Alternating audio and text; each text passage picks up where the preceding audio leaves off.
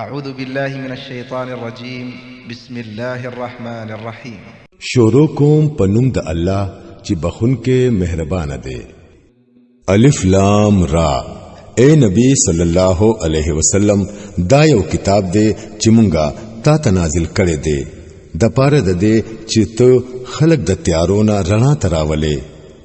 دا غوي د رب په توفیق سره دهاغه الله لاري ته چې زبردست دی او پخپل ذات کې استایل شوی دی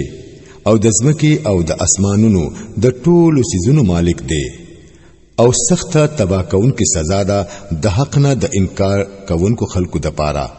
چې هغه د دنیا ژوند لا په آخرت باندې ترجیح ورکوي چې هغه د الله د لارې نه خلق منع کوي او غواړي چې دا لار دی دا غوي د خواهشات مطابق کګشي دا خلق په گمراهۍ کې ډېر لري رسیدلی دي. مونږ د خپل پیغام رسولو د پاره چې هر کله یو رسول لېږلی دی نو هغه هم د خپل قوم په جبه کې پیغام رسولې دی د پاره د دې چې هغوی خپ صفای سره په خبره پوه کړي. بیا الله چې څوک بیلاری کول غواړي هغه بیلاری کوي او چې چاته هدایت کول غواړي هغه ته هدایت کوي. هغه غالب او حکمت والده. مونږ د دینه مخکې موسی علی السلام هم د خپل نخو سره لېګلې دی. هغه ته هم مونږ حکم کړی وو چې خپل قوم د تیارونه رڼا تراو باسا او هغه ته د تاریخ الهي په عبرتناکو قصو اورولو سره نصيحت وکړه. په دې واقعاتو کې لوی نخې دي د هر هغه سړي د پاره چې هغه صبر کوونکی وي او شکر استونکی وي. یاد کړئ کله چې موسی علی السلام خپل قوم ته وویل د الله هغه احسان یا ساتي کم چې هغه په تاسو باندې کړی دی.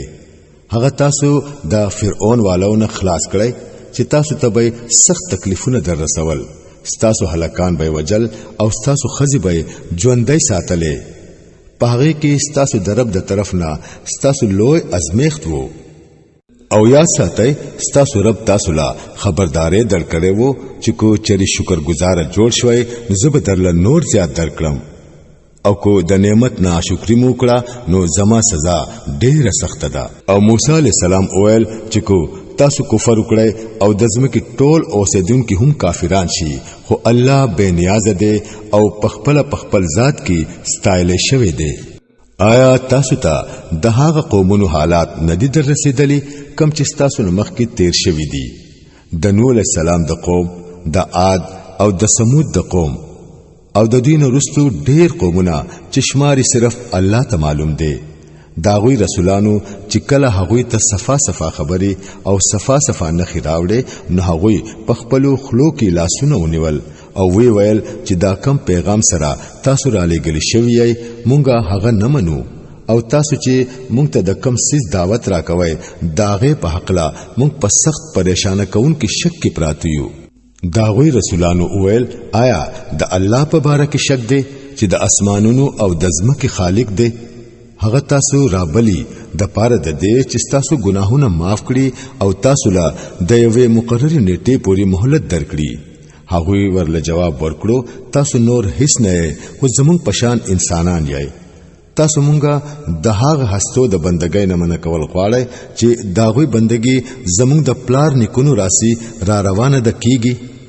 خدنو راوړې مونږ ته یو سرګند سند. داغوی رسولانو هغوی ته ویل واقعي مونږه هیڅ نه یو خو تاسو پشان انسانان یو لیکن الله چې په خپل بندگانو کې پچا احسان کول غواړي پاغو احسان کوي او دا زمونږ په اختیار کې نه ده چې تاسو له سند راوړو. سند خو د الله په اجازه سره راتلی شي او خاص په الله باندې مؤمنانو له باور کول پکار دي. او مونږ دی ولی په الله باندې باور ونکړو هر کله چې هغه مونږ ته د ژوند لاري خودلې دي او کم تکلیفونه چې تاسو مونږ له راکوي مونږ به په هغه باندې صبر کوو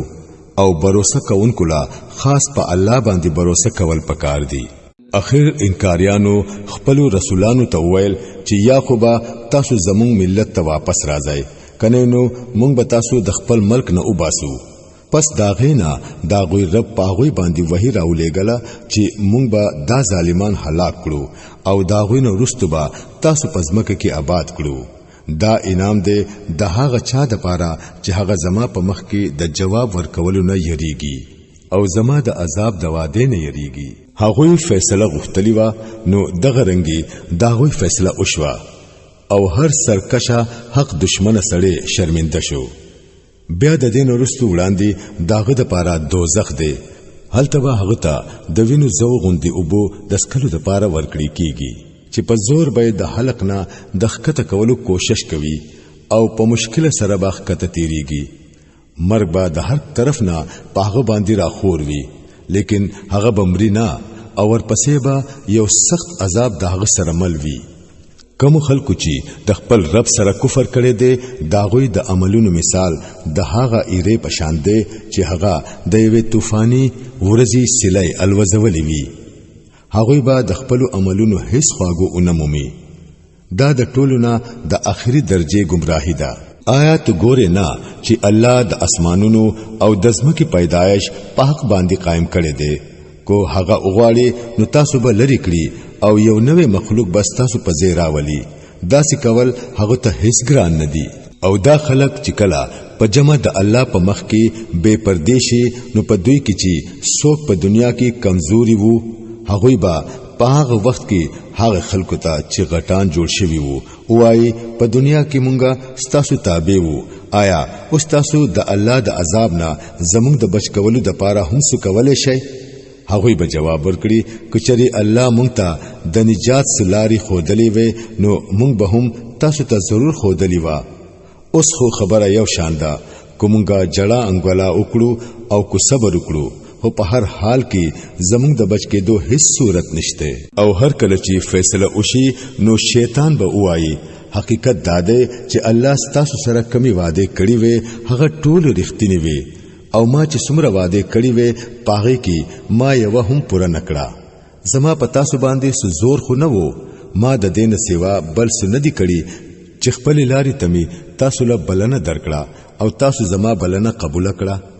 اوس ما ملامت کوي، خپل ځانونه ملامت کړئ. دلته نزست تاسو فریاد اورې دیشم او نه تاسو زما د دین مخ کې چې تاسو په خدای کې شریک کړي ومه زه دا غینه انکاریم. د داسې ظالمانو د پاره خو دردناک سزا یقیني ده. د دې برخلاف چې کوم خلکو په دنیا کې ایمان راوړی دي او نیک عملونه کړی دي هغوی به داسې باغونو ته داخله ولې شي چې لاندې بتري نهرونه بهيږي. هلته به هغوی د خپل رب په حکم سره همیشه اوسي او هلته به داغوی هر کله د سلامتیا په مبارکۍ سره وي. آیا تو ګورې نه چې الله د کلمې طیبه مثال پس سره ور کړی دی؟ د دې مثال داسې دی لکه چې د یو خزات ونوي چې جرړي پزمکه کې جوړي خخې شوی وي او سانګي اسمان ته رسیدلی وي. هر وخت هغه د خپل رب په حکم سره خپل میوه ورکوي. دا مثالونه الله زکه ورکوي چې خلق تری سبق واخلي. او د خبيثي کلمې مثال د یوې بدذاتي ونی پشان دی چې هغه د ځمکې نه استل کېږي او غورځول کېږي، هیڅ مضبوطیای نه وي. مومنانو لا الله د یو مضبوط قول په بنیاد باندې په دنیا او په آخرت دوانو کې مضبوطیا ورکوي او ظالمان گمراه کوي. الله لرا اختیار دی چې سغواړي هغه کوي. تا اولیدل هغه خلق چې د الله نعمت بیا موندو او هغه په ناشکرۍ سره بدل کړو او د خپل ځان سره خپل قوم د هلاکت کور ته وردیکه کړو، یعنی دوزخ ته چې هغه به پکې سوځي او هغه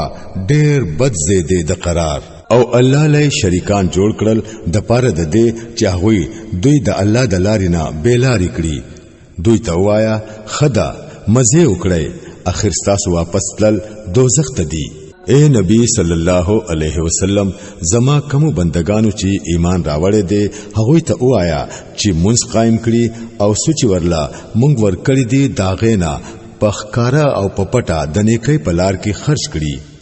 مخکې د دینه چې هغه ورځ راشي چې په هغه کې با نه اغستل خرڅول کیږي او نه با دوستی پکار راځي. الله هم هغه دی چې زمکا او اسمانونه پیدا کړل او د اسمان نه وبرا ورولې بیا د دې په ذریعہ تاسو له د رزق لپاره قسمه قسم میوه پیدا کړي او هغه کشته تاسو د لپاره مسخر کړه چې په سمندر کې داغو په حکم سره ګرځي او دریابونه ستاسو د پاره مسخر کړل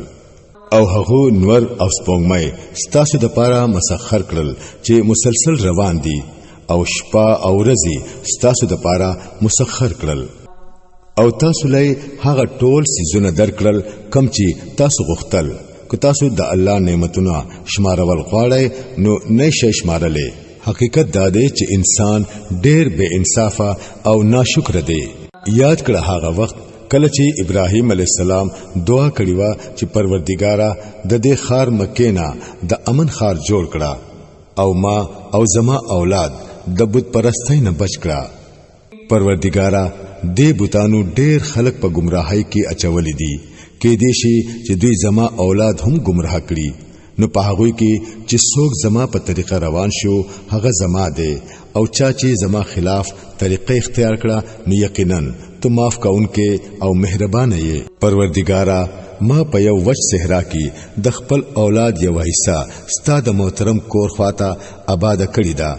پروردګارا دا ما زکا داسې کړی دی چې دا خلک دلته منځ قائم کړي پس ته د خلکو زلونه دوی تمایل کړي او دوی لا د خوراک د پاره میوه ورکړي کې دي شي چې دوی شکرګزار جوړ شي پروردګارا تا ته معلوم دی هر هغه څه چې مونږه پټوو او هر هغه څه چې مونږه ښکارا کوو او واقعي چې د الله نه هیڅ هم پټ نه دی نه پزمکه کې او نه پاسمانونو کې شکر دې د هغه الله چې مالای په دې بډاوالي کې اسماعیل او اسحاق انتظامن راکړل حقیقت دا دی چې زما رب ضرور دعاګانې اوري اے زما پروردګارا ما منځ قائمون کې جوړ کړي او زما د اولاد نه هم داسې خلک راپورته کړي چې دا کار کوي پروردګارا زما دعا قبول کړي پروردګارا ما او زما مور او پلار او ټول مؤمنان په هغه ورځ معاف کړي کله چې حساب قائم شي اوس چې دا ظالمان خلق سکوي ته دا ګمان مکوا چې الله دغه نه غافل دی الله خو دوی ورست کوي هغه ورځی ته چې حال بداوي چې سترګې به بټي راختلې وي سرونه به پورته نیولې وي او منډي به وهي برب په یو مخکوري او زلونه به الوتلې وي اے نبی صلی الله علیه وسلم ته دوی د هغه ورځې نه ويروا کله چې په هغه عذاب راشي نو په هغه وخت کې با دا ظالمان وایي چې اے زمونږ ربا مونږ له لکشان مهلت نور راکړه مونږ بستا دعوت قبول کړو او د رسولانو پیروي به وکړو لیکن هغوی تبا صفا جواب ورکړي شي چې آیا تاسو هغه خلک نه چې د دین مخ کې بمو قسمونه خړل او ویل بمو چې په مونږ باندې خو هیڅ کله زوال راتلونکي نه دی حالکه تاسو د هغه قومونو په کلو کې اوسېدلی وای کوم چې پخپل ځان باندې ظلم کړي وو او تاسو لیدلی وو چې مونږه د هغوی سره سلوک وکړو او د هغوی مثالونه مونږ تاسو ته بیان کړي وو او تاسو مو په هکړی وای هغوی خپل ټول تدبیرونه وکړل لیکن د هغوی د هر تدبیر جواب د الله سره وو اگر چې د هغوی تدبیرونه داسې د غضب وو چې غرونه به پی اوخزيږي نو اے نبی صلی الله علیه وسلم تو هرگز دا ګمان مکوا چې الله با د خپل رسولانو سره د شو وعدو خلاف ورزي وکړي الله زبردست او بدلا غستون کې دی او یا رودوی د هغه ورځینا کله چې زمکا او اسمان بدل کړي شي او بل څه بتري جوړ کړي شي او ټول بد یو قهار الله مختا بے پرده حاضر شي په دغه ورځ با تو مجرمان اووینه چې په زنجیرونو کې به لاس پین ختلی وي او د تارکولو جامې به اغوستلی وي او د ور لمبې به په مخونو باندې راخوري وي دا بزکوي چې الله به هر چاله داغه د عمل بدلور کوي بشکا په حساب غستو کې د الله هیڅ وخت نه لګي دا یو پیغام دی د ټولو انسانانو د پاره او دار علی گله شوه دی د دې د پاره چې هغوی د دې په ذریعہ خبردار کړي شي او هغوی ته معلوم شي چې په حقیقت کې الله بس هم یو دی او چې څوک د عقل خاوندان دي چې هغوی په هوش کې راشي